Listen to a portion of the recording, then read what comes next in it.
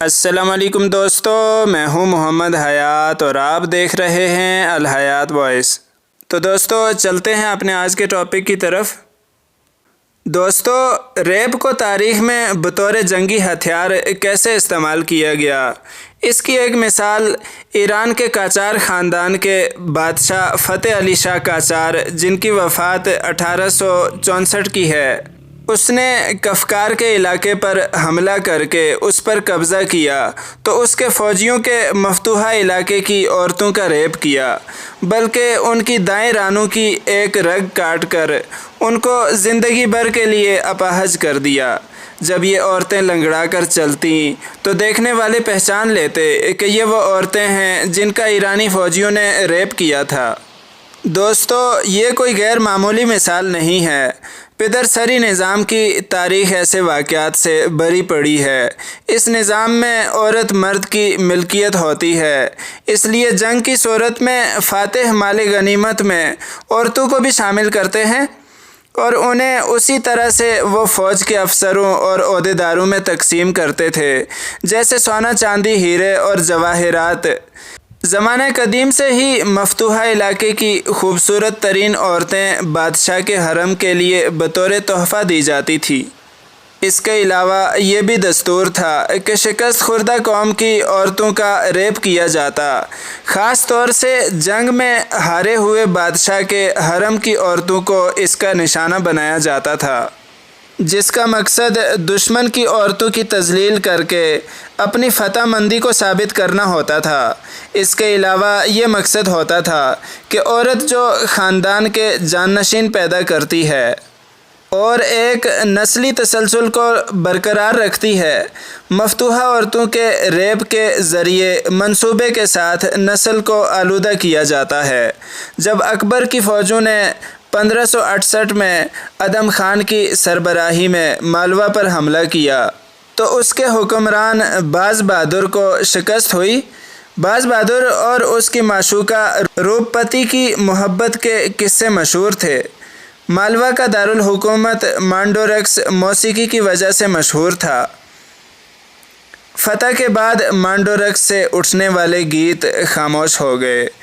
باز بہادر تو فرار ہو گیا مگر روپپتی وہیں رہی، اور ادم خان نے پہلے تو باز بہادر کی کنیزوں کا ریپ کیا اور پھر روپپتی کو اپنی ہوس کا نشانہ بنانا چاہا، مگر روپپتی نے زہر کھا کر جان دے دی۔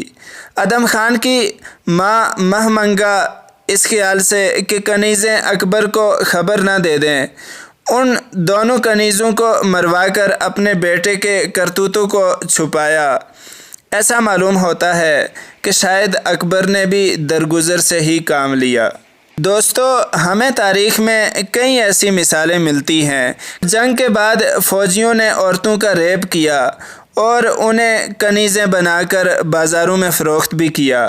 قدیم اور عہد وسطیٰ میں ہونے والی جنگوں میں یہ دستور تھا کہ فتح کے بعد شکست خوردہ قوم کے مردوں کو ایک جگہ اکٹھا کر کے قتل کر دیا جاتا تھا تاکہ ان کے خلاف لڑنے والا کوئی نہ رہے، اور پھر نوجوان عورتوں کو گرفتار کر کے ان کا ریپ کیا جاتا تھا اور انہیں بطور کنیز بازار میں فروخت کر دیا جاتا تھا۔ یہودیوں نے جب فلسطین پر قبضہ کیا تو شکست خوردہ قوم کی لڑکیوں کے ساتھ یہی سلوک کیا۔ سکندر اعظم نے بھی جب غزہ پر حملہ کیا تو یونانیوں نے ان کے مردوں کو قتل کر کے ان کی عورتوں کا ریپ کیا۔ لہٰذا شکست کے بعد لوگ اپنی لڑکیوں کو جنگلوں اور پہاڑوں میں چھپا دیتے تھے تاکہ ان کی عزت محفوظ رہے، لیکن جدید دور میں سب سے زیادہ ظلم و ستم جاپانیوں نے کیا جب انہوں نے دوسری جنگ عظیم میں چین پر حملہ کر کے نانکنگ شہر میں مردوں کا قتل عام کیا، جس کی تصویروں سے پتہ چلتا ہے کہ شہر کی فٹ پاتھوں اور سڑکوں پر لاشیں پڑی ہوتی تھیں۔ اس کے بعد انہوں نے نوجوان لڑکیوں کو تلاش کر کے ان کا ریپ کیا، اور جب ان کو چھپا دیا گیا تو ان کی ماؤں کا ریپ کر کے لڑکیوں کے بارے میں ان سے معلومات حاصل کی۔ دوسری جنگ عظیم میں جاپانیوں نے جب کوریا پر حملہ کیا تو وہاں سے عورتوں کی ایک بڑی تعداد کو اس پر مجبور کیا کہ وہ جاپانی فوجیوں کی جنسی ہوس کو پورا کریں۔ یہ عورتیں کمفرٹ وومن کہلائیں۔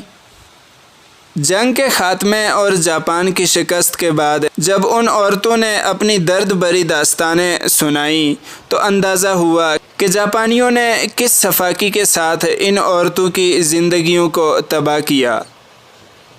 اب تک ان خواتین میں سے جو زندہ ہیں وہ مطالبہ کرتی ہیں کہ جاپانی حکومت ان پر ہونے والے ظلم و ستم کا معاوضہ ادا کرے۔ جاپان کے اس رویے سے یہ ثابت ہوتا ہے کہ ان کے نزدیک عورت کی حیثیت سوائے جنسی خواہشات کو پورا کرنے کے اور کچھ نہیں تھی، اور مفتوحہ عورتوں کو اپنے مقاصد کے لیے استعمال کرنا ان کے لیے جائز تھا۔ اس بات سے یہ بھی اندازہ ہوتا ہے کہ خود جاپانی معاشرے میں عورت کا درجہ گرا ہوا تھا، اور یہی وہ سوچ تھی جس نے انہیں اس کام پر مجبور کیا۔ ریپ کی اور بھی کئی داستانیں موجود ہیں۔ مثلاً دوسری جنگ عظیم میں جب جرمنی کی شکست کے بعد روسی فوجی وہاں پر گئے تو انہوں نے بطور فتح کے جرمن کی عورتوں کا ریپ کیا۔ 1947 میں ہندو مسلم فسادات میں بھی عورتوں کی عزت محفوظ نہیں رہی، عورتوں کو اغوا کیا گیا اور ریپ کی وارداتیں کی گئیں۔ پاکستان اور ہندوستان کی تقسیم کے بعد ایک معاہدے کے تحت دونوں جانب سے اغوا شدہ عورتوں کا تبادلہ بھی ہوا۔ یہ بڑی دردناک صورتحال تھی، کیونکہ واپس ہونے والی عورتوں کو ان کے خاندانوں نے بھی بدنامی کے ڈر سے بڑی مشکل سے انہیں قبول کیا۔ دوستو، اس سے پتہ چلتا ہے کہ اسلام سے ہٹ کر معاشرے میں عورتوں کی حیثیت کتنی گری ہوئی ہے۔ اسلام نے ان کو عزت دی، مرتبہ دیا۔ تو دوستو، آج کے لیے اتنا ہی، ملتے ہیں نیکسٹ ویڈیو کے اندر۔ اللہ حافظ۔